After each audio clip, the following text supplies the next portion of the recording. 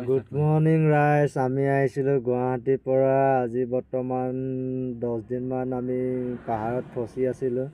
10 দিনৰ পিছত বৰ্তমান ওলাইছোঁ। ইয়াত মানে অলপমান মণিপুৰত হামগামা হৈ আছিলে। হামগামা কি আৰু, ইয়াত আৰু নাগা মণিপুৰী কাজিয়া হৈ আছিলে, যুদ্ধ হৈ আছিলে। সেইটো কাৰণে পাহাৰত আমি ইমান দিন বহি আছিলোঁ। কিনো কৰিম, আজি ৰাতিপুৱাই বোলো শুই উঠিলোঁ। বোলো মৰ্ণিঙত বোলো কি কৰিম, ব্লগ এটাকে বোলো বনাই চাওঁ। বোলো গাড়ীখন আগপিনে থিয় কৰি ল'লোঁ। বোলো ভিডিঅ' এটাকে কৰি দিওঁ, বোলো কেনেকুৱা লাগিছে। বোলো আজি বহুত দিনৰ মূৰত পাহাৰৰ পৰা ওলাইছোঁ, অলপ প্লেইন জেগাত পাইছোঁগৈ। মনটোকে ভাল লাগিছে। কিমাননো আৰু হাবি জংঘলত এনেকৈ সোমাই থাকিম। তাৰপৰা এতিয়া কি হ'ব, এতিয়া গৈ আছোঁ বৰ্তমান চেনাপতি পোৱাগৈ নাই আৰু। চেনাপতি পাম আৰু। চেনাপতিত গৈ বৰ্তমান অলপ দেৰি ৰখি মেলি তাৰপিছত ভাত দুটামান খাম। ভাত কেইটামান খাই মেলি আৰু তাৰপৰা ওলাই আহিম মই।